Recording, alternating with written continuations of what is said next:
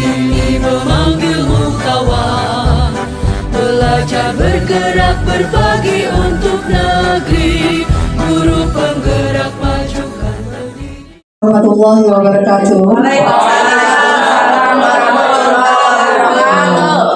Salam sejahtera bagi kita semua.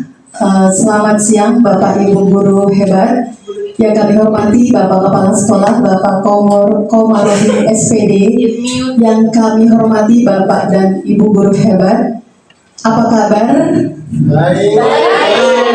Alhamdulillah, luar biasa, tetap semangat. Baiklah Bapak Ibu, Robi Sohri Sodri wa Yasirli Amri wa Khul Uqdata min lisani yafqahu qawli. Yang kami hormati kepada Allah Subhanahu wa taala, karena sayangnya tak terbilang dan kasihnya tak pilih kasih. Pada hari ini Bapak Ibu guru menghadiri acara diseminasi budaya positif aksi nyata saya dari CGP Angkatan 10 modul 1.4. Baiklah Bapak Ibu, acara pada hari ini kita mulai dengan membaca basmalah. Bismillahirrahmanirrahim. Selanjutnya adalah sambutan dari Bapak Kepala Sekolah yang akan diwakilkan oleh Bapak Supriyanto SAG. Kepada Bapak Supriyanto kami persilakan.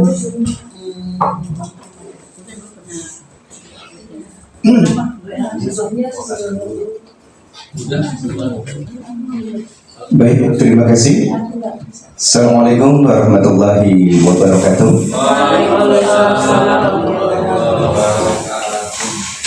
Selamat siang, salam sejahtera untuk kita semuanya. Om Swastiastu, Namo Buddhaya, Salam Kebajikan. Yang kami hormati Bapak Kepala Sekolah, Bapak Ibu Dewan Guru, juga tenaga pendidikan, khusus kepada Ibu Juni selaku CGP Angkatan 10 dari SDN Sunter Agung 07.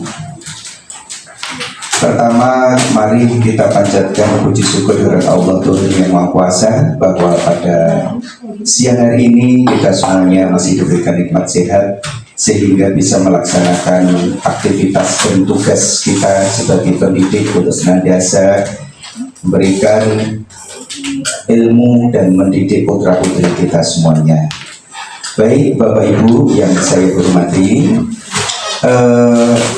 terima kasih pada kesempatan ini saya diberikan waktu untuk mewakili Bapak Kepala Sekolah, yaitu sambutan dalam rangka diseminasi budaya positif dalam rangka tugas yang Ibu Juni laksanakan sebagai CGP di sekolah kita.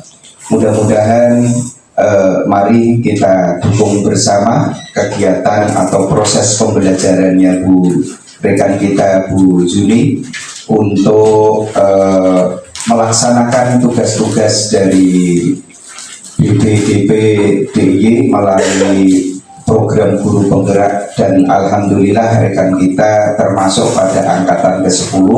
Mudah-mudahan sekali lagi mari kita dukung bersama sehingga Bu Juni bisa menyelesaikan tugas-tugas daripada CGP Angkatan 10 di sekolah kita. Terima kasih Bapak Supriyanto yang telah memberikan sepatah dua kata-katanya. Untuk selanjutnya adalah ice breaking dulu. Bapak Ibu tolong berdiri. Ya, berdiri sebentar. Berdiri sebentar. Ya. Nanti kita nyanyi sebentar ya. Ada gerakannya, nyanyinya saya sambil menunjuk. Saya tahu bukan tempe. Saya tahu, saya bisa. Ya, lakukan. Saya tahu, saya bisa, ya lakukan. Saya tahu, saya bisa, ya lakukan. Saya tahu, saya bisa. Bisa, saya tahu, saya tahu, saya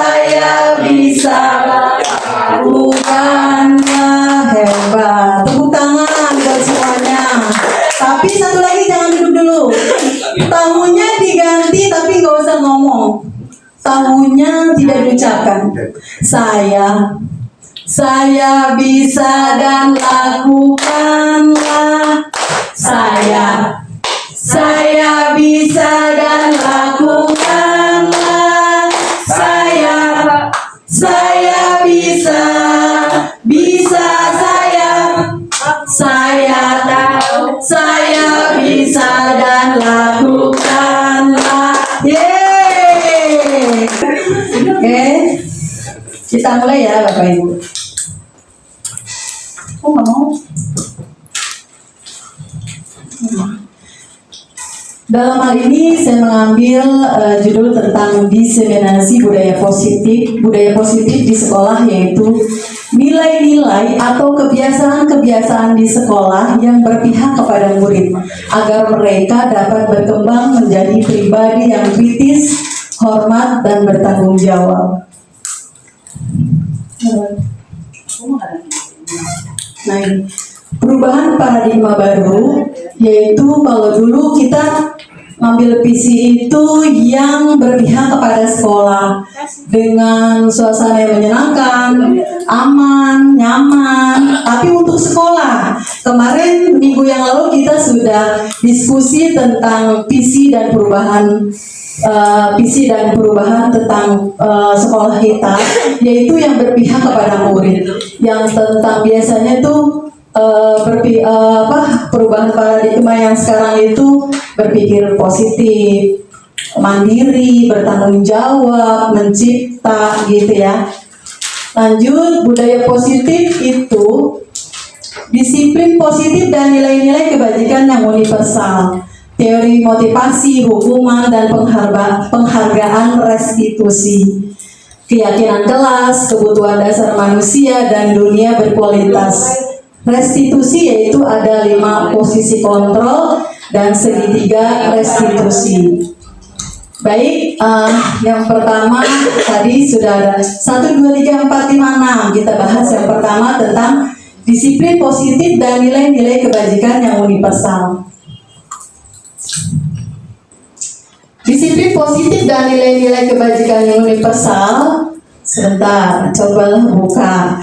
Oke, di sini sebenarnya untuk berpasangan, berdua.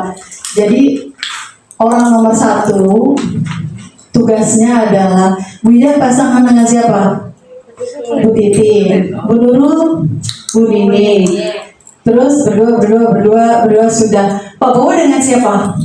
Bu Ade, mana Bu Ade? Ah iya, kayak sudah ya berdua. Jadi orang pertama itu adalah tugasnya tangannya digenggam. Saya kasih yang sekarang lagi boomingnya itu adalah Mas apa? Mas Antam. Saya kasih Mas Antam nih untuk yang nomor 1. Siapa yang nomor 1? Nomor 1 siapa? Saya kasih nama Mas Antam ya. Nah, saya berikan nih Mas Antam untuk nomor 1. Ditangkap.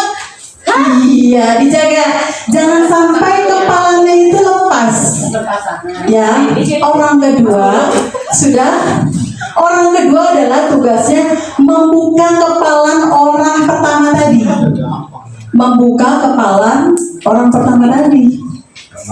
Boleh dengan kasih iming-iming, boleh dengan hadiah, boleh dikasih duit 100.000, boleh dikasih duit 200.000, bebas, terserah. Yang jelas, yang nomor 2, bagaimana cara membuka kepalan orang nomor 1 tersebut.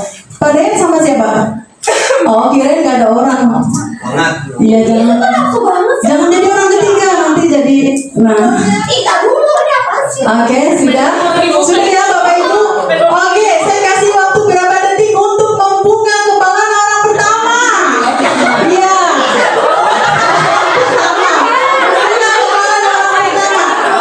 Jadi boleh diiming-iming Bapak Ibu, boleh diiming-iming hadiah. Nanti kalau bisa buka dikasih hadiah gitu.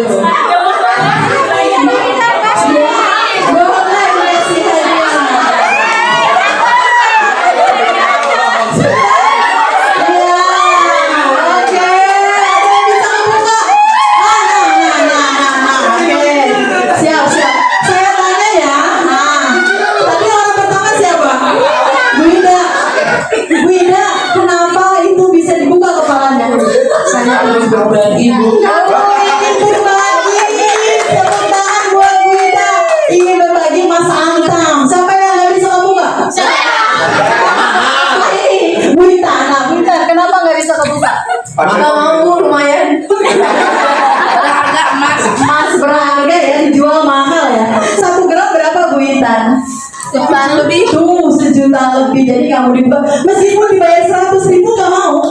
Yakin? Rugi. Nggak mau. Rugi. Siapa yang bisa membuka lagi tadi? Siapa yang bisa membuka? Oh, saya bisa membuka. Ya, siapa yang bisa membuka? Kenapa Bu? Kenapa Bu nggak bisa dibuka? Karena sangat berharga ini. Karena sangat berharga jadi tidak bisa dibuka. Ya. Cuma Bu Titi yang bisa merayu Bu Ida karena Bu Ida orangnya baik hati dan tidak sombong. Yeay. Oke, jadi coba dibuka, ada yang bisa buka, ada yang enggak. Jadi tadi apakah Anda atau B membuka kepalan tangan Anda? Ada yang bisa, ada yang buka, ada yang bisa, ada yang tidak bisa kebuka ya. Jadi sebenarnya kita sendiri yang memegang kontrol atas kepalan tangan tersebut. Kalau kita mau buka ya bisa dibuka. Sekarang yang tadi kepal dibuka. Yang tadi di kepal dibuka. Perlu dipaksa nggak? Karena memang pengen buka. Ya, karena pengen buka. Jadi kita sendiri yang memegang kontrol. Nah, kita sendiri yang memegang kontrol atas kepalan tangan kita. Silakan masuk Bapak Kepsek. Selamat datang Bapak Ngatiman. Ya. Apakah kita membuka atau menutup kepalan tangan kita bergantung pada diri kita masing-masing sesuai dengan kebutuhan dasar kita saat itu. Iya. Jadi kita bukannya karena kemauan kita sendiri. Sama dengan murid. Kalau murid mau diatur sedemikian rupa, kalau dia nggak mau merubah dirinya, ya susah. Jadi sebenarnya murid tersebut bisa berubah, bisa terbujuk karena kemauannya diri sendiri. Sebenarnya guru dipaksa, ayo nah jadi baik, ayo nah seperti ini. Tapi kalau dari hatinya belum mau, ya nggak akan bisa. Kita bujuk nanti kita dapat hadiah sama. Jadi intinya seperti itu ya Bapak Ibu. Nah, Dr. William Glasser yaitu ada teori kontrol guru dalam menghadapi murid, yaitu ada perubahan paradigma teori kontrol. Ada ilusi guru mengontrol murid. Kayak tadi, guru bisa mengontrol murid bagi beberapa bagian anak saja. Ada yang tidak bisa mengontrol murid. Lebihan. Ilusi bahwa semua penguatan positif efektif dan bermanfaat. Ada yang sebagian orang dengan penguatan positif efektif dan sangat bermanfaat. Ada yang ilusi bahwa kritik dan membuat orang merasa bersalah dapat menguatkan karakter. Jadi dikritik, kamu tuh ya udah dikasih tahu nggak bisa diatur gitu. Kritiknya tidak membangun, jadi menjatuhkan anak bukan merasa ingin berubah, jadi bukan menguatkan karakter. Ilusi bahwa orang dewasa memiliki hak untuk memaksa. Jadi kita orang dewasa sebagai guru itu tidak bisa memaksa. Nah ini perubahan paradigma stimulus respon teori kontrol. Siapa sih sesungguhnya yang memiliki kontrol itu? Yaitu stimulus respon dan teori kontrol. Kalau stimulus respon, kita mencoba mengubah orang agar berpandangan sama dengan kita. Kalau teorinya kita berusaha memahami pandangan orang lain tentang dunia. Stimulusnya perilaku buruk dilihat sebagai suatu kesalahan, tapi kalau teorinya semua perilaku memiliki tujuan. Model berpikir menang atau kalah. Kalau dalam teori kontrol model berpikir nggak ada yang kalah, semuanya menang. Jadi nggak ada, kamu kalah, saya menang, jadi semuanya nggak ada. Nah, sampai sini apa itu disiplin? Tadi sudah menyimak? Iya, sekarang pertanyaan saya adalah, apa sih arti disiplin? Disiplin itu apa sih? Ada yang tahu nggak Bapak Ibu? Ya, apa Bu? Disiplin ada taat aturan. Taat aturan bisa lebih lengkap nggak? Taat taat aturan dalam segala tindakan yang sudah ditetapkan. Taat aturan yang sudah ditetapkan dalam lebih lengkap lagi, ada yang bisa menjelaskan lagi? Dalam satuan pendidikan. Dalam satuan pendidikan. Sebentar. Coba apa Bu Nurul? Disiplin itu adalah patuh atau taat juga, tapi terhadap tanggung jawabnya. Patuh dan taat terhadap tanggung jawabnya. Bisa dilengkapi nggak? Untuk siapa sih sebenarnya? Kita tuh bikin peraturan untuk apa gitu? Disiplinnya untuk kita sendiri, untuk orang lain, yang harus Dilakukan dilakukan untuk orang untuk dirinya dan orang lain. Tapi untuk selalu kita berpihaknya kepada murid ya. Coba kita lihat, benar nggak sih disiplin itu begitu? Nah ini, jadi disiplin itu adalah kemampuan memerintah diri sendiri dalam mengontrol dan menguasai diri untuk memilih tindakan yang mengacu pada nilai-nilai yang kita hargai dengan penuh tanggung jawab tanpa terperintah orang lain. Jadi disiplin itu nggak mau diperintah orang lain, jadi kehendaknya diri sendiri. Semua ada peraturan, tapi kalau disiplinnya atas perintah orang biasanya suka nggak kena ya. Tapi dari hati saya berangkatnya, kira-kira disiplin itu contohnya apa? Disiplin waktu dalam berangkat sekolah. Misalnya anak ada yang masih berangkatnya terlambat. Kenapa sih berangkat terlambat? Atau Bapak Ibu guru deh, berangkat ke sekolah itu harus tepat waktu nih, dari rumah diusahakan supaya tidak terlambat. Kenapa sih? Biar tidak dipotong gajinya, betul itu ya. Jadi karena ada nilai-nilai yang kita hargai dengan penuh tanggung jawab tanpa terperintah orang lain. Kayaknya mau dikasih hadiah tadi yang mana yang jawabannya paling betul ya? Jawabannya paling betul. Saya ada hadiah sedikit nih buat dia. Tadi yang paling betul yang mendekati itu Bu Nurul. Ayo Bu Nurul. Boleh pilih. Dapat sepeda ya saya ya? Dapat sepeda. Dapat sesuatu. Di dalamnya ada kunci. Wah, Kunci sepeda. Oke. Yeay. Sama-sama. Ya. aku mau Selanjutnya adalah hadiah. disimak ya Bapak Ibu. Nanti akan ada pertanyaan-pertanyaan yang itu tadi sudah. Kebanyakan orang akan menghubungkan kata disiplin dengan tata tertib. Ya tadi, terus teratur dan kepatuhan kepada peraturan. Kata disiplin juga sering dihubungkan dengan hukuman. Padahal itu sungguh berbeda. Karena belajar tentang disiplin positif tidak harus dengan memberi hukuman. Justru itu adalah salah satu alternatif terakhir dan kalau perlu tidak digunakan sama sekali. Ya, jadi sekarang Bapak Ibu kalau disiplin itu tidak dengan hukuman. Misalkan lari 500 kali gitu, jangan ya.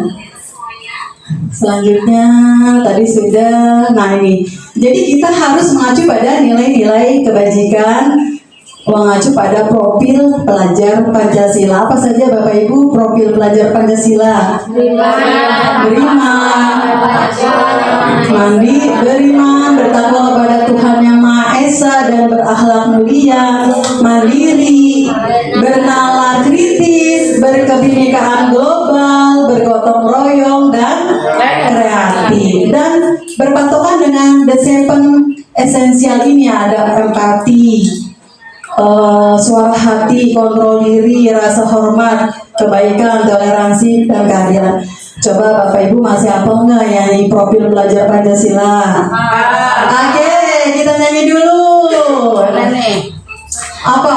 Belajar Pancasila, beriman dan bertakwa pada Tuhan Yang Esa dan berakhlak mulia, berkebinekaan global, gotong royong mandiri, kreatif dan bernalar kritis. Ya, jadi sekarang kita, ini, The Virtual Project, proyek nilai-nilai kebajikan, ada rasa peduli, rajin, integritas, rasa hormat, keterus-terangan, kebersihan, komitmen itu termasuk dalam peduli.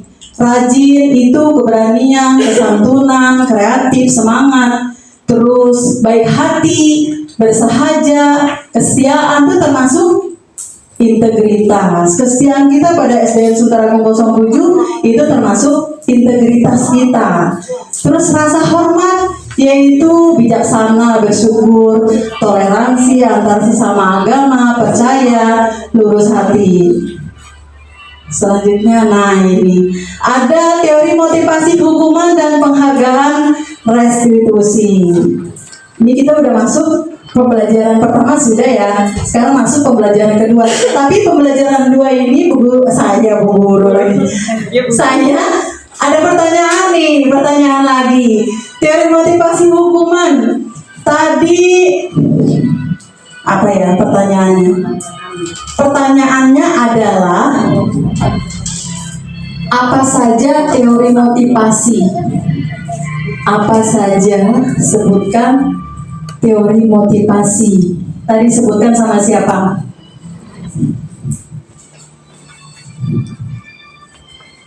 Ayo Bapak Ibu, tadi sudah dijelaskan berarti gak nyimak nih. Pertanyaannya susah ya, diganti deh.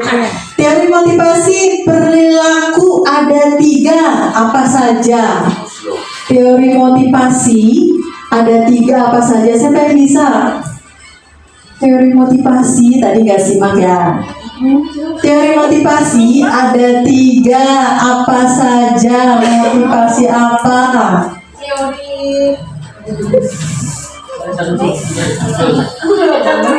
Iya. Ayo. boleh nggak? Boleh. Teori behavioral. Salah. Salah. Oke. Humanistik. Ya. Belum ya? Oke. Oke, ya udah, nah ini dia. Jadi yang tadi itu cuma selingan. Ini teori motivasi, hukuman, dan penghargaan restitusi. Oke ya, saya lanjut. Nah, teori motivasi perilaku oleh Diane Gossen itu ada 3. Nah ini, ntar pertanyaannya beda. Sudah tahu baca. Ada untuk menghindari ketidaknyamanan atau hukuman. Ada, jadi anak tersebut dilakukanlah supaya tidak dapat hukuman dari Bapak Ibu guru. Yang kedua, untuk mendapatkan imbalan dari orang lain. Saya melakukanlah supaya dapat hadiah dari Bu Guru atau dapat bintang nih dari Bu Guru. Saya lakukanlah karena menghargai diri sendiri. Karena memang dia ingin melakukannya. Nah, untuk menghindari ketidaknyamanan hukuman tersebut, apa yang akan terjadi jika saya tidak melakukannya? Nanti kalau saya nggak melakukan, nanti dihukum lagi sama Ibu Guru. Kalau dia mendapatkan imbalan dari orang lain, apa yang akan saya dapatkan ketika saya melakukan? Misalkan disuruh, contoh anak saya kalau di rumah, habis, tolong belikan garam, nanti beliin ini ya Ma. Jadi dia mengharapkan ada imbalannya. Tapi disuruh dia langsung mengerjakan karena dia misalkan ada yang disuruh, nah tolong belikan garam ya kalau di rumah ya. Nah ini karena dia menghargai diri sendiri, akan menjadi orang seperti apa sih jika saya melakukannya? Berarti dia sudah termotivasi dari diri sendiri. Lanjut, tujuan dari disiplin positif adalah menanamkan motivasi yang ketiga pada murid-murid kita, yaitu untuk menjadi orang yang mereka inginkan dan menghargai diri sendiri dengan nilai-nilai yang mereka percaya. Biasanya menurut Anda, dari ketiga jenis motivasi tadi, motivasi manakah yang saat ini paling banyak mendasari perilaku murid-murid Anda di sekolah? Biasanya mana? Yang pertama, kedua, atau ketiga? Yang pertama, ada yang jawab pertama, terus ada yang jawab kedua. Satu, ada yang jawab kedua.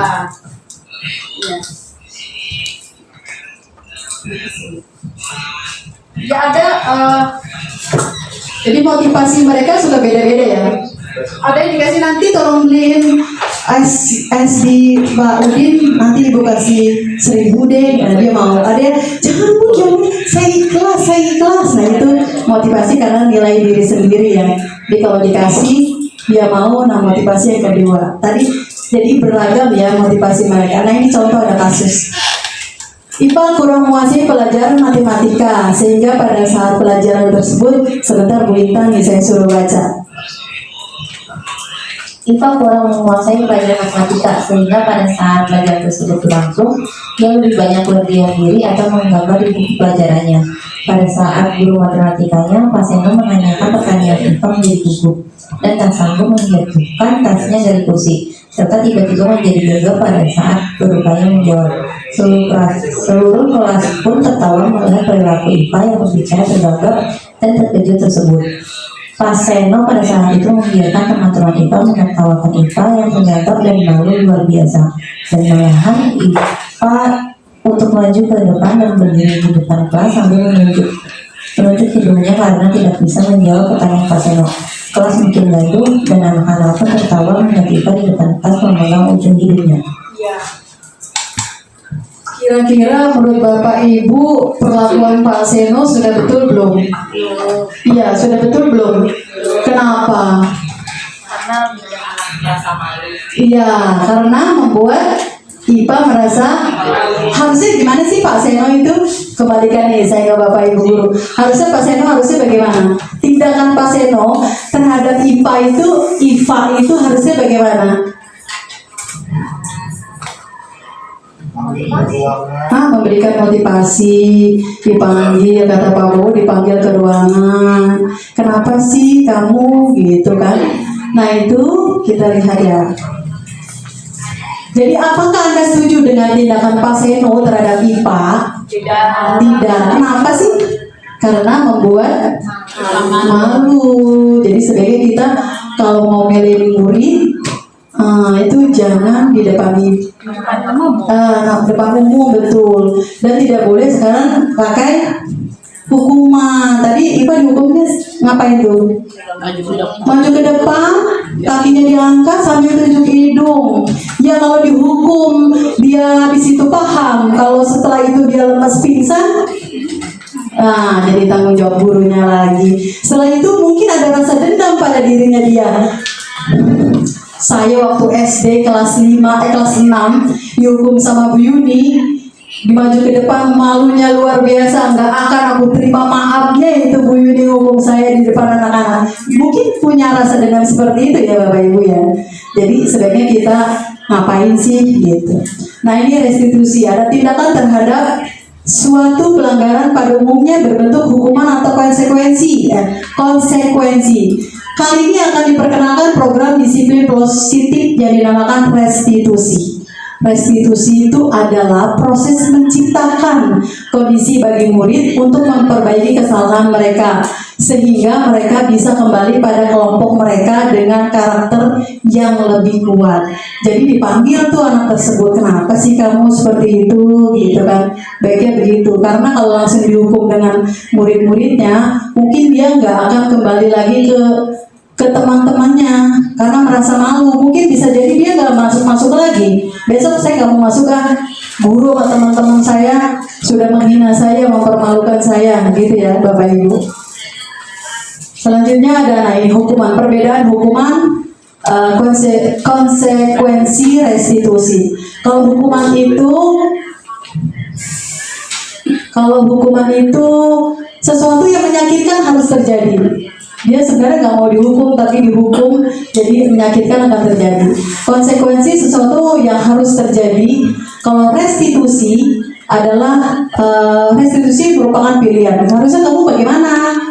Jadi kita kasih pilihan kepada anak tersebut. Kamu besoknya harusnya bagaimana? Gitu. Jadi kasih pilihan, itu restitusi. Terus tidak nyaman, kalau dihukum itu tidak nyaman untuk murid, anak untuk jangka waktu panjang. Nah, jangka waktu panjang tuh artinya mungkin dia dendam. Kayak kita lah ditegur sama Pak Komar. Yuni, kenapa sih berapa hari kamu terlambat? Jadi absennya bolong, malu-maluin saja misalkan.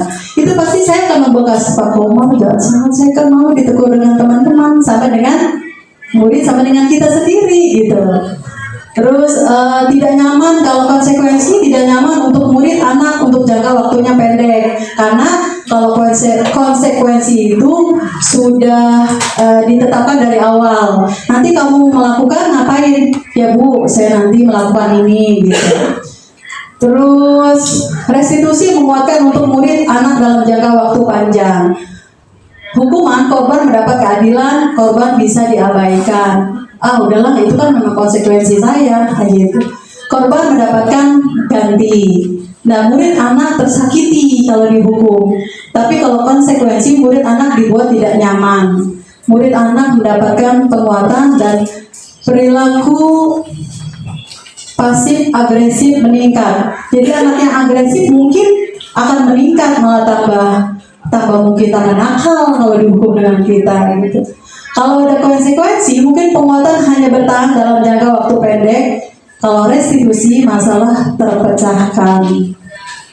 Jadi kita mau pilihnya pakai yang mana, Bapak Ibu? Hukuman, konsekuensi, atau restitusi? Restitusi ya. Tadi restitusi dengan cara apa? Pilihan. Memberikan pilihan. Oke. Pintar sekali nih Bu Lili. Iya. Lanjut. Nah ini, coba bedakan konsekuensi sama hukuman. Membersihkan coretan yang dibuatnya di meja tulis. Kira-kira konsekuensi atau hukuman? Konsekuensi. Kenapa konsekuensi? Karena dia sudah mencoret dan dia harus membersihkan. Karena dia sudah mencoret-coret meja dan dia tanggung jawab untuk membersihkannya. Ini di awal kita memberikan keyakinan, nanti kalau kamu menyoret-nyoret, bisa kan biasanya gitu ya. Nah, jadi coret-coret meja ya. Kalau coret-coret meja, kamu bersihkan lagi ya. Nah, itu namanya konsekuensi, betul. Terus ini, lari mengelilingi lapangan basket 2 kali karena terlambat hari di sekolah. Hukuman, ya kenapa? Kata kuncinya apa? Karena dia lari menggunakan fisik. Lari mengelilingi lapangan basket 2 kali. Bagi kalau waktu itu anaknya sakit, tambah lari 2 kali, tambah apa? Mungkin pingsan, mungkin sakitnya tambah parah, gitu ya. Lanjut, menggantikan kertas tugas teman yang telah dicoret-coret. Konsekuensi atau hukuman? Konsekuensi. Kenapa? Karena dia sudah melakukan. Karena dia tanggung jawab ganti. Ya. Terus berdiri depan kelas sambil mengangkat kaki 1 karena tidak bisa menjawab pertanyaan. Hukuman. Karena fisik. Pokoknya sifatnya yang tentang fisik itu namanya hukuman. Membersihkan tumpahan air di meja tulis karena tersenggol pada saat belajar. Konsekuensi. Berjemur di lapangan basket jam 12 siang. Hukuman. Gak boleh ya Pak Kasim? Gak boleh dihukum. Kalau olahraga boleh. Bapak Ibu gak boleh ya dihukum ya. Anak dijemur jam 12 siang ya. Lanjut. Nah, saat kita berulang kali menjanjikan hadiah kepada anak-anak agar berperilaku bertanggung jawab, atau kepada seorang murid agar mempelajari sesuatu yang baru, atau kepada seorang karyawan agar melakukan pekerjaan yang berkualitas, kita sedang berasumsi mereka tidak dapat melakukannya atau mereka tidak akan memilih untuk melakukannya. Itu adalah teori Alfikon. Alfikon tuh, nah ini mengemukakan bahwa penghargaan maupun hukuman adalah cara-cara mengontrol perilaku seseorang yang menghancurkan potensi untuk pembelajaran yang sesungguhnya. Menurut Kohn, secara ideal tindakan belajar itu sendiri adalah penghargaan yang sesungguhnya. Dia udah dapat mau datang aja ke sekolah, itu adalah namanya penghargaan buat kita. Jadi kalau ada anak yang males, nggak belajar, yang kita omelin. Ditanya kenapa sih nggak berangkat, pakai cara restitusi tadi, susah banget ya. Nah ini berarti sudah pembelajaran 2 sudah selesai ya. Nah tadi ada berapa? 6. Ada pertanyaan nih. Tadi sudah pertanyaannya adalah, dalam teori motivasi tadi ada 3 perilaku. Apa saja perilakunya? Konsekuensi. Iya. Apa, Bu Lili? Hukuman, motivasi, restitusi. Iya. Hukuman, konsekuensi dan restitusi. Nah, kalau menghindari ketidaknyamanan hukuman, ya betul. Nah, Bu Lili boleh ambil hadiah depan. Yeay. Boleh ambil hadiah depan. Boleh beng-beng, boleh. Oke, sip.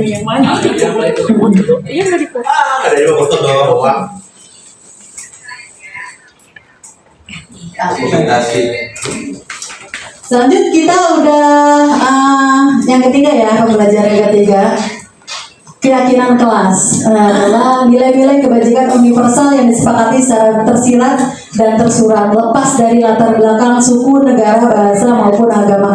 Biasanya keyakinan kelas itu seseorang akan lebih tergerak dan bersemangat untuk menjalankan keyakinannya daripada hanya sekedar mengikuti serangkaian peraturan tertulis tanpa makna. Artinya kalau gurunya yang bikin peraturan, anak-anak tidak boleh datang terlambat, besok begini, besok begitu, nanti belajar dari sini, itu nggak akan kena. Jadi namanya peraturan hanya dibuat sama gurunya saja. Jadi kalau keyakinan kelas adalah peraturan tersebut dibuat sama guru dan murid. Kita lihat prosedur pembentukan keyakinan kelas, yaitu mempersilahkan murid-murid bercurah pendapat tentang peraturan yang perlu disepakati di kelas. Anak-anak besok biasanya keyakinan kelas itu dibentuk kapan? Awal pembelajaran. Gunanya apa? Supaya anak-anak tahu kalau dia melakukan kesalahan, kita kan sudah bentuk bareng-bareng, gitu kan? Terus mencatat semua masukan-masukan dari murid. Jadi dari murid untuk murid kembali ke murid. Susunan keyakinan kelas sesuai prosedur. Gantilah kalimat dalam bentuk negatif menjadi positif. Maksudnya apa? Negatif menjadi positif. Misalkan ada yang tahu nggak? Tidak boleh. Oh iya, nggak boleh ada kata jangan buang sampah di kelas. Harusnya diganti dengan apa? Jagalah kesehatan. Buanglah sampah pada tempatnya, ya. Atau kalau masalah waktu, jangan datang terlambat, diganti menjadi kalimat positif. Datang ke sekolah tepat waktu. Tepuk tangan buat kelas Sunter 07. Hebat, luar biasa. Bu Titin masih semangat? Masih semangat. Iya, konsentrasi terpercaya. Lalu di sini ada temukan nilai kebajikan atau keyakinan dituju dari peraturan tersebut. Biasanya kalau keyakinan kelas itu tidak banyak, 6-7 saja, supaya anak paham, gak terlalu banyak dihafal. Apa saja sih keyakinan kelas kita? Nah, biasanya Bapak Ibu guru keyakinan kelas gimana? Dibuatnya bagaimana? Sudah dibikin peraturan, didiskusikan mana yang akan dimasukkan, ditulis dalam karton, ya, didiskusikan curah pendapat, terus ditulis di papan tulis, lalu dijadikan pakai karton, dijadikan kalimat negatif ke positif, terus dikelompokkan berdasarkan nilai kebajikannya. Lalu diapain?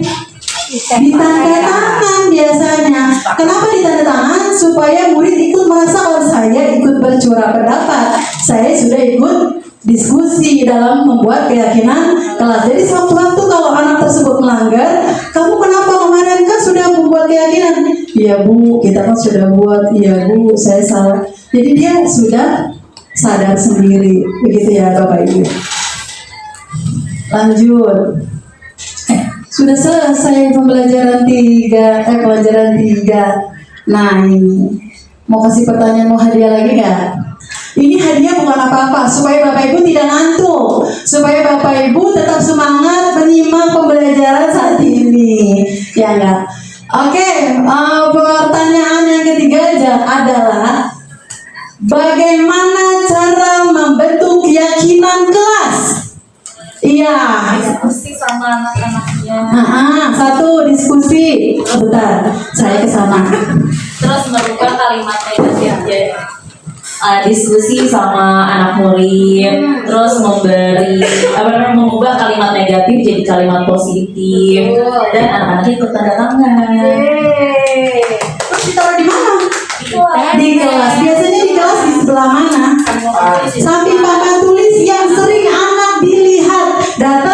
Datang, assalamualaikum.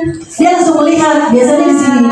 Kenapa? Supaya langsung, oh iya, oh iya.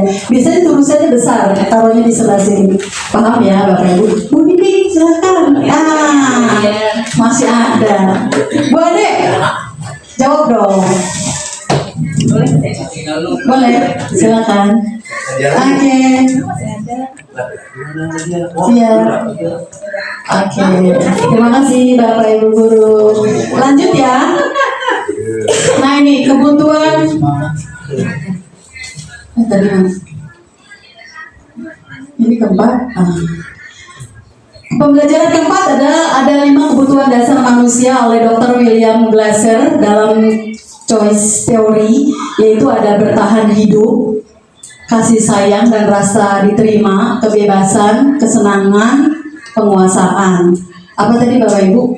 Bertahan hidup, kasih sayang, kebebasan, kesenangan dan penguasaan.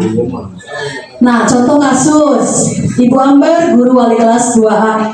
Oke Bu, saya baca. Bu Ida mau baca? Oke, boleh. Ibu Ambar, guru wali kelas 2A di SD Pelita Hati, sedang bingung menghadapi ulah salah satu murid di kelasnya. Dodi, beberapa anak di kelas 2A telah datang padanya dan mengeluhkan Dodi yang seringkali meminta bekal makan siang mereka dengan paksa. Jika Anda menghadapi situasi seperti Ibu Ambar, apa yang akan Anda lakukan? Menurut Anda, kira-kira apa alasan Dodi melakukan hal itu? Terima kasih Bu Ida. Kira-kira Ibu Ambar, guru wali kelas 2A di SD Pelita sedang bingung menghadapi itu muridnya selalu ngambil makanan temennya. Terus bagaimana sih? Itu ada 5 kebutuhan dasar manusia. Nah, berarti kira-kira si Doni tersebut, Doni ya namanya, dia memenuhi kebutuhan apa? Bertahan hidup. Nah, kebutuhan dasar manusia yang dibutuhkan Doni itu apa tadi? Bertahan hidup. Bertahan hidup, ya karena dia nggak bawa makanan, jadi pengen ngambil temennya karena rasa laparnya, jadi dia mengambil makanan temennya, atau dia nggak bawa uang jajan, atau di rumah nggak punya uang bapak ibunya mungkin. Terus apa lagi? Penguasaan, ya si berkuasa. Oh ini saya bisa, dia seneng dia rasa berkuasa daripada teman-temannya bisa diambil makanannya. Apalagi selain yang tadi 5 ini, bertahan hidup, penguasaan, apalagi kesenangan. Kenapa kesenangan? Iseng aja, dia seneng kalau ngambil makanan temennya nangis dia iseng. Jadi dia nggak sepuas kalau temennya nangis atau makanannya diambil gitu. Terus apa lagi? Ada lagi nggak dari kasus Doni? Nah kita lihat. Jadi kebutuhan bertahan hidup atau survival adalah kebutuhan yang bersifat fisiologis untuk bertahan hidup. Misalnya kesehatan, rumah, dan makanan tadi. Dia merampas makanan temannya itu termasuk kebutuhan bertahan hidup. Kalau enggak dia lapar, habis nggak ada yang dimakan. Berarti untuk orang tua kita harus membekali makanannya, atau kalau tidak bawa bekal kasih uang saku atau uang jajan. Terus kebutuhan kasih sayang dan rasa diterima adalah kebutuhan psikologis, kebutuhan untuk disayangi dan diterima meliputi kebutuhan akan hubungan dan koneksi sosial, kebutuhan untuk memberi dan menerima kasih sayang, dan kebutuhan untuk merasa menjadi bagian dari suatu kelompok. Itu kebutuhan kasih sayang. Terus kebutuhan penguasaan, kebutuhan pengakuan atas kemampuan ini. Nah tadi tuh kebutuhan penguasaan ini berhubungan dengan kekuatan untuk mencapai sesuatu, menjadi kompeten, menjadi terampil, diakui atau prestasi dari keterampilan kita didengarkan dan memiliki rasa harga diri. Kalau tadi buruk ya karena dia pengen kuasa di kelas, karena ditakuti si Doni tadi. Tapi kalau kekuasaan yang berhubungan dengan prestasi, misalkan kelas Wintan siapa yang jago karate? Ya Jaki, karena prestasinya jadi teman-teman segan dengan Jaki, nggak takut nanti di karate. Iya. Kebutuhan kebebasan, kebutuhan akan pilihan adalah kebutuhan akan kemandirian, otonomi, memiliki pilihan dan mampu mengendalikan arah hidup seseorang. Misalkan contohnya di kelas 1 belajarnya di kelas saja, matematika terus atau baca terus. Bu Titin, kelas bosen, matematika lagi, bahasa lagi gitu. Saya maunya di lapangan. Itu namanya kebutuhan kebebasan. Jadi pengen bebas anaknya, ya itu. Jadi sekali-sekali boleh kita belajar di lapangan. Kalau waktu jam guru kelas boleh nggak Bu? Boleh. Kebebasan tadi sudah, terus kebutuhan dan kesenangan adalah kebutuhan untuk mencari kesenangan, bermain, tertawa dengan teman-temannya. Bayangkan hidup tanpa kenikmatan apapun betapa menyedihkannya. Kayak kita bercanda di sini kalau pagi, nah itu namanya kebutuhan kesenangan. Besok pengen datang lagi, besok pengen melucu lagi, besok pengen tertawa lagi, seperti itu ya. Nah, pembelajaran keempat sudah selesai. Ada pertanyaan lagi nih. Tadi yang tadi dijelaskan sudah simak belum Bapak Ibu? Oke, pertanyaannya adalah kebutuhan dasar manusia ada berapa sih? Coba sebutkan. Coba tunjuk. Iya, coba ya. Oh tadi ini Bu Ella. Tunjuk dulu ya. Iya, kita tadi Bu Ella. Oke, Bu Ella. Bertahan hidup, penguasaan, kasih sayang dan kesenangan. Lima dasar kebutuhan manusia ada 5, yaitu bertahan hidup, kesenangan, kebebasan, penguasaan, kasih sayang, dan rasa diterima. Bapak Ibu, yeay, betul. Itu ada 5 ambil sepeda, ambil yang tersisa. Ya Bu. Semua ke satu nih. Oke. Ya. Iya,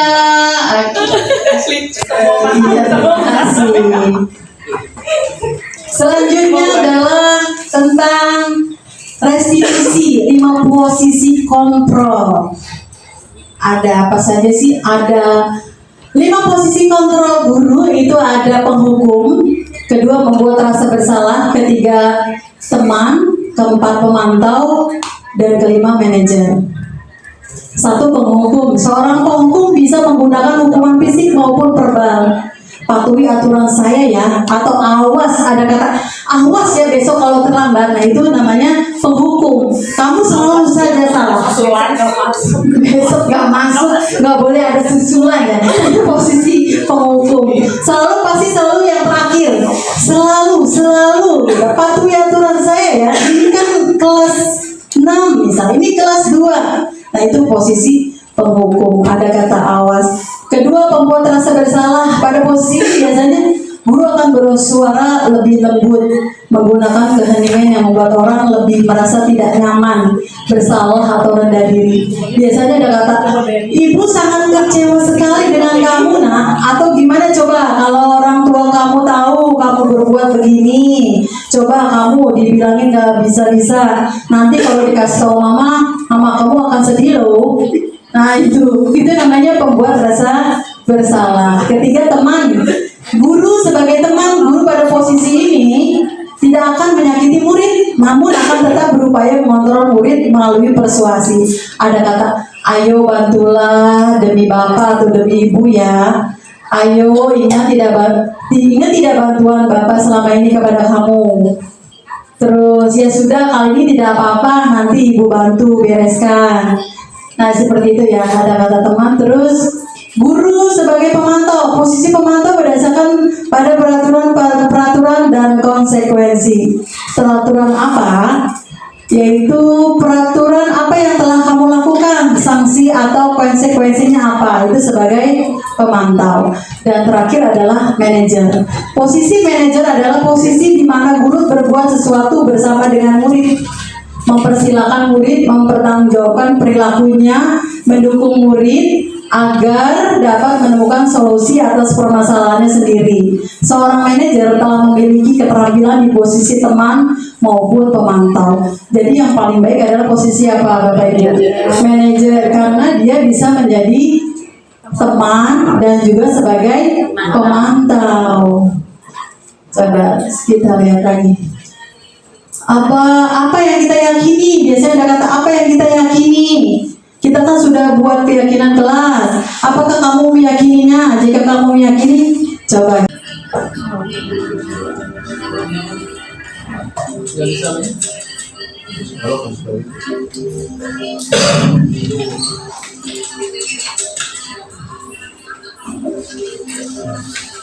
Naren,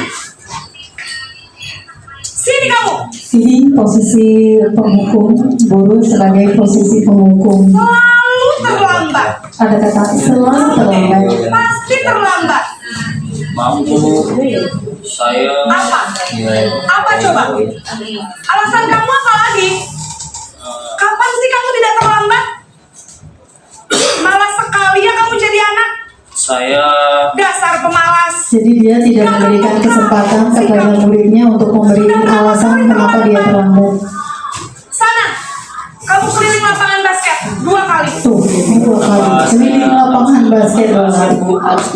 Kenapa? Kamu melawan ibu. Berani-beraninya jawab. Sudah terlambat, masih berani jawab pula. Sekarang keliling lapangan basket 5 kali sekalian. Biar kamu cepat pergi sana ke lapangan basket. Posisi penghukum biasanya berbicara dengan nada tinggi, menghardik, menunjuk-nunjuk, menyakiti, dan menyindir. Hukuman bisa berupa fisik maupun psikis. Ibu dan bapak guru hebat. Dampak yang terjadi pada murid ketika guru berada pada posisi penghukum adalah murid cenderung akan memberontak, bahkan menyimpan dendam. Jadi dampaknya adalah murid akan merasa dendam dan menjadi anak yang pemberontak. Nah, ini posisi guru sebagai pembuat rasa bersalah.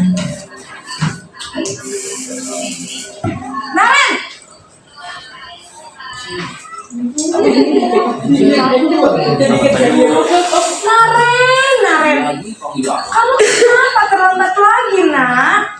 Ya Tuhan, Naren, kamu senang ya bikin ibu susah ya? Kalau kamu terlambat lagi, Ini pembuat rasa bersalah. sekolah, nak. Disangka ibu tidak bisa membina kamu. Duh, gimana ini? maaf Bu, Duh, Gusti Naren, kamu suka ya kalau ibu ditegur bapak kepala sekolah? Terus, sekarang ibu harus tulis apa ini di buku absen? Ini kamu sudah sering terlambat loh. Ibu harus apa coba? maaf Bu, maaf sekali. Ya sudah, lain kali jangan bikin ibu susah lagi ya, nak ya. Ibu tidak akan kuat lagi kalau kamu gini terus. Bisa jantungan kalau tegur bapak kepala sekolah. Sana cepat kelas. Maaf ya Bu, maaf sekali. Jadi anak tersebut merasa bersalah banget ya. Dengan posisi Posisi ini membuat rasa bersalah, berbicara dengan nada tenang, cenderung lembut. Namun kata-kata yang diutarakan membuat murid merasa menjadi orang yang gagal, memandang buruk dirinya sendiri, merasa tidak berharga, dan tidak sanggup membahagiakan orang lain. Ketika guru mengambil posisi pembuat rasa bersalah, murid akan menganggap dirinya yang bersalah dan ia akan menyimpan emosi negatif tersebut di dalam dirinya. yang ketiga adalah posisi sebagai teman, guru sebagai teman.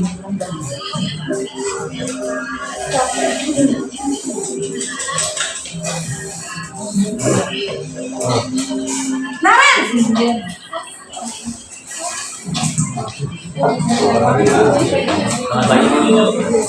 wah, sudah jam berapa ini, nak? Terlambat lagi ya Dia sayang. lebih lama ya, jadi dia sebagai teman anak tersebut. Ibu saya rumah bangunkan saya Bu. Kamu malah menyalahkan ibu kamu. Kamu bukannya anak yang larinya paling kencang. Kok terlambat sih? Iya Bu, saya memang terlambat bangun tadi. Jadi biarpun saya lari kencang, tetap kejar Bu. Ya sudah sana, nanti lain kali larinya lebih kenceng lagi ya, biar gak terlambat lagi. Bikin seneng ibu, demi ibu. Bisa kan? Bisa lah Bu. Ya sudah sana masuk kelas. Ibu beresin urusan absen kamu. Kamu ini ada-ada saja. Dalam posisi teman, guru berbicara dengan nada suara ramah, akrab, cenderung bersenda gurau untuk menjaga suasana tetap santai. Murid akan merasa senang, aman, dan akrab dengan guru. Identitas yang tercipta adalah identitas sukses atau berhasil. Namun, perlu diingat, karena ini masih dorongan eksternal, maka ada faktor ketergantungan dari murid kepada orang tertentu. Di sini, guru absennya, sehingga di lain waktu, murid bisa berperilaku baik, namun hanya kepada orang-orang tertentu saja. Nah ini, jadi gurunya hanya orang tertentu saja sebagai teman. Keempat adalah posisi sebagai pemantau.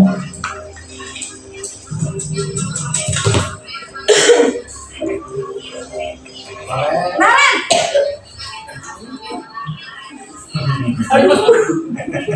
Apa Ibu? Naren, apa peraturan sekolah kita tentang jam berapa kita harus masuk sekolah, nak? Kita harus di sekolah jam 7, Bu. Iya betul, sekarang sudah jam 7.20. Naren sudah tahu konsekuensinya jika terlambat hadir. Paham, Bu? Saya harus tinggal kelas pas jam istirahat selama 20 menit. Iya benar, konsekuensinya demikian. Jadi nanti jam 9.30 pas istirahat, kalian harus tinggal di kelas, kerjakan tugas tambahan untuk ketertinggalan kamu, ya? Baik, Bu. Posisi pemantau mengandalkan penghitungan atau data untuk mengontrol murid. Guru mengarahkan murid berdasarkan peraturan dan konsekuensi. Seorang pemantau menunjukkan bahasa tubuh dan ekspresi wajah yang datar dan cenderung formal.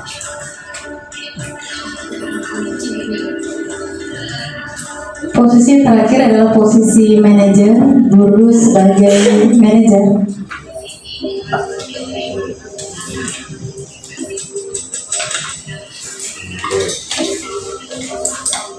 Naren!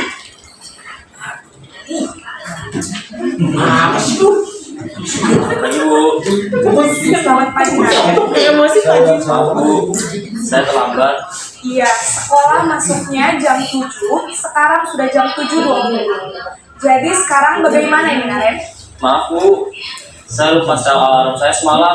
Baiklah, menurut kamu, keyakinan sekolah yang mana yang Nah, paling ini tadi membenarkan? menggunakan keyakinan sekolah mana yang kamu Dan orang lain mungkin ya, Bu. Setuju. Jadi, apakah Naren meyakini prinsip saling menghormati tersebut? Iya, Bu. Saya meyakininya. Apakah Naren bersedia memperbaiki masalah keterlambatan ini? Bersedia, Bu. Bagaimana kamu akan perbaiki masalah keterlambatan ini? Saya akan coba untuk tidak lupa menyetel alarm saya, Bu. Baik, kalau Naren lupa menyetel alarm di rumah, ada orang yang kira-kira bisa bantu mengingatkan tidak? Ada, Bu. Kakak saya, Kak Emma. Ada lagi selain Kak Emma? Selain Kak Emma, ada ibu saya. Baik, jadi yang mengingatkan Naren adalah Kak Emma dan ibu kamu ya? Kira-kira akan mulai start alarm kapan nih, Naren? Setelah pulang sekolah, akan segera saya lakukan. Baik, jadi Naren akan setel alarm untuk bangun besok pagi dan akan diingatkan oleh kakak dan ibunda Naren ya. Ada lagi yang mungkin perlu dilakukan, Naren, agar tidak terlambat bangun lagi? Tidak ada, Bu.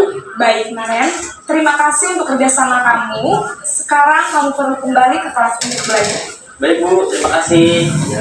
Nah, jadi kalau posisi manajer, kalau posisi manajer itu anak diberi pilihan. Jadi harusnya bagaimana sih keyakinan apa yang sudah kita bikin, terus harusnya bagaimana? Jadi anak diberi pilihan. Saya akan bangun pagi, Bu. Saya akan masang alarm. Saya akan minta tolong. Kalau dia terlambat alarmnya nggak bunyi, akan minta tolong kakaknya atau ibunya. Jadi pilihan tersebut dikembalikan ke anak. Ya gitu. Nah ini udah pembelajaran 5 selesai. Ada pertanyaan lagi. Sudah simak Bapak Ibu yang tadi dijelaskan. Tadi ada 5 posisi kontrol guru. Nah apa saja aja, sebutkan. Ada yang bisa jawab? Iya, tangannya tunjuk dulu, tangannya tunjuk dulu, tangannya tunjuk dulu seperti anak-anak. Oke, Bu Siska.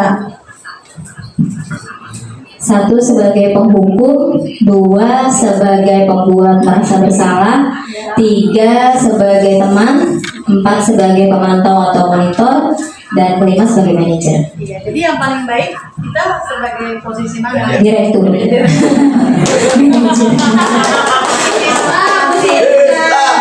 Manajer, direktur. Iya, tepuk tangan buat Bu Siska.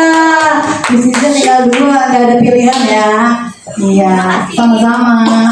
Jadi Bapak Ibu, kita sebagai guru posisi mana sih yang tadi digambarkan oleh video tadi? Iya, kita semua pernah ya melakukan. Sebagai penghukum pernah, sebagai merasa bersalah pernah, sebagai teman juga pernah, sebagai pemantau pernah, sebagai manajer juga pernah. Jadi ada kalanya kita bisa bertindak sebagai 5 tadi ya. Jadi Bapak Ibu sudah paham, kita lanjut ke materi yang terakhir yaitu tentang segitiga restitusi. Segitiga restitusi adalah proses menciptakan kondisi bagi murid untuk memperbaiki kesalahan mereka sehingga mereka bisa kembali pada kelompok mereka dengan karakter yang lebih kuat.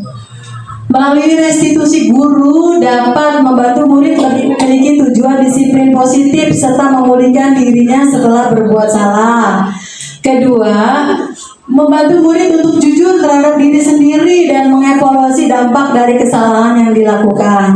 Ketiga, memberikan penawaran bukan paksaan. Penawaran bukan paksaan. Nah, ini segitiga restitusi. Kenapa dinamakan segitiga restitusi? Karena ini ceritanya ini masalah.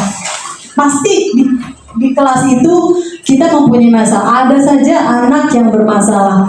Bagaimana cara kita menangani anak tersebut? Biasanya segitiga restitusi itu untuk yang masalahnya besar. Kalau masalahnya kecil, gampanglah bisa kita tanya baik-baik selesai. Tapi kalau ada kasusnya mungkin nggak masuk-masuk, sudah seminggu 2 minggu nggak ada kabarnya, kita pakai segitiga restitusi. Atau kasusnya, nah kemarin nih kejadian kasus apa namanya? Isnen, boleh pakai segitiga restitusi. Yang udah kelewatan tuh kasusnya misalkan. Kalau masalah kecil malah bisa diatasi ya Bapak Ibu. Nah, kalau pakai segitiga restitusi itu, pertama kita menggunakan menstabilkan identitas. Kedua, validasi tindakan yang salah. Ketiga adalah menanyakan keyakinan. Menstabilkan identitas artinya adakah cara yang lebih efektif mendapatkan apa yang kamu butuhkan? Jadi kita tanya dulu, kamu memang semua orang, ada kata kuncinya, semua orang pernah melakukan kesalahan. Nah ini, menstabilkan identitas, yaitu ada berbuat salah itu tidak apa-apa. Karena semua orang pasti punya masalah, nggak ada manusia yang sempurna ya Bapak Ibu ya. Nah, tidak ada manusia yang sempurna. Saya juga pernah melakukan kesalahan seperti itu. Jadi ada kata, kalau anak berbuat salah dipanggil. Semua orang pernah merasakan, saya pernah melakukan kesalahan. Kita bisa menyelesaikan ini bareng-bareng yuk. Jadi anak dikasih pilihan. Bapak Ibu tidak tertarik mencari siapa yang salah. Jadi kita tidak langsung menyalahkan. Hai Isnan, misalkan contoh. Kamu lagi, misalkan. Jadi dia udah ketakutan dulu, malah dia malah semakin arogan, mungkin kabur kemarin ya. Jadi kita tanya dulu, kamu semua orang pernah melakukan kesalahan, apa sih permasalahannya? Kita tanya dulu baik-baik. Kayak model di sini itu anaknya gak bisa langsung kamu salah, gak bisa. Jadi kita tanya dulu apa sih, dengan ada yang pelan mungkin. Sepertinya kemarin udah bisa ditanya, gara-gara saya ngomong satu kata, emang kamu sudah ngapain, nggak percaya ibu sama saya, dia langsung kabur lagi. Jadi memang harus Bapak Ibu ingin mencari solusi dari permasalahan ini, ditelusuri dulu permasalahannya apa. Yang kedua, validasi tindakan yang salah. ada kata padahal kamu bisa melakukan yang lebih buruk dari dia, bisa kabur dari pagar, tapi dia kaburnya lewat pintu misalkan. Kamu pasti punya alasan mengapa lakukan itu. Ditanya dulu, kenapa sih kamu melakukan itu? Gitu. Kamu patut bangga pada dirimu sendiri karena kamu telah melindungi sesuatu yang penting buatmu. Kamu boleh mempertahankan sikap itu, tapi kamu harus menambahkan sikap yang baru. Jadi ditanya. Terus ketiga adalah menanyakan keyakinan. Apa yang kita percaya sebagai kelas atau keluarga, kita tanyakan keyakinan yang sudah kita bentuk tadi. Terus apa nilai-nilai umum yang kita telah sepakati, termasuk dalam keyakinan kelas nggak? Apa bayangan kita tentang kelas yang ideal? Bagaimana sih kelas yang ideal? Dan terakhir, kamu menjadi orang yang seperti apa? Nah, ini dalam tugas yang sebelumnya, demonstrasi kontekstual, saya sudah ada beberapa kasus seperti ini, contoh kasus ini.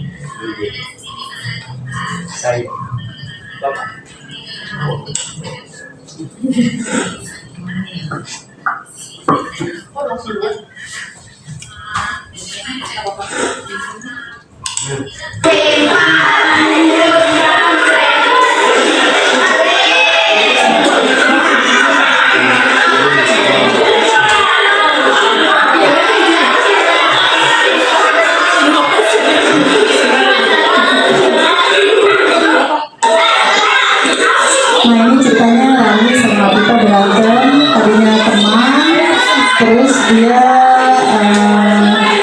kata-kataan orang tua. Nah, yang lagi mungkin sekarang adalah pembulian orang tua ya Bapak Ibu. Nah, di sini nah ini saya tanya.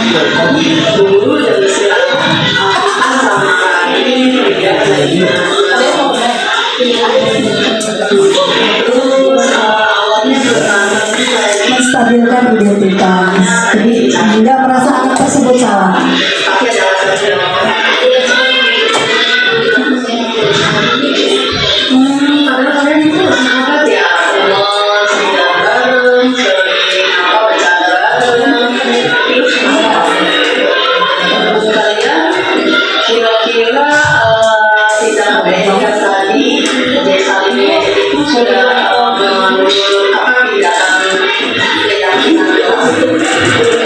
Menanyakan keyakinan kelas.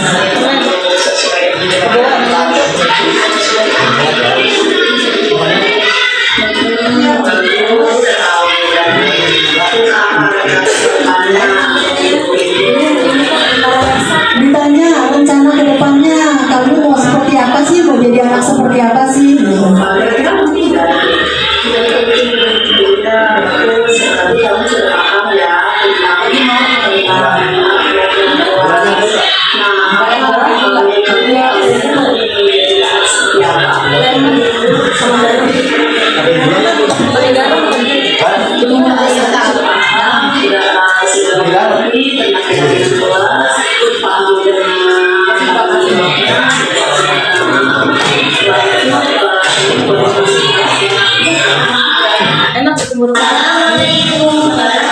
Oke, terima kasih pembelajaran. Iya, terima kasih Bapak Ibu. Tapi ada satu nih, masih ada satu. Kalau mau jawab, tunjuk tangan dulu ya Bapak Ibu. Pertanyaannya adalah, sebutkan segitiga restitusi. Apa saja? Yang belum jawab. Ayo, coba sebelah sini kayaknya ini adem-adem ayam aja sih. Sebutkan tiga restitusi di pagi. Ayo, segitiga restitusi apa saja Pak Daya? Menstabilkan identitas. Apa lagi? Kedua. Validasi tindakan. Ketiga, menanyakan keyakinan.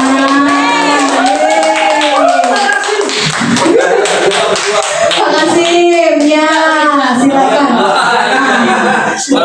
Pak Kasim, berarti bagi tiga nih. Iya, terima kasih. Demikianlah pembahasan tentang budaya positif. atas diseminasi program tersebut. Aksi nyata saya modul ke-1.4. Mohon maaf bila ada kesalahan. Pak Pri mau ngasih tanggapan? Yang lain? Pak Kasih mau ngasih tanggapan? Refleksi? Dikata-katain refleksi. Pak Bowo? Bu Siska? Ya, oke. Di sini aja ya. Ya. Ya, terima kasih kesempatannya.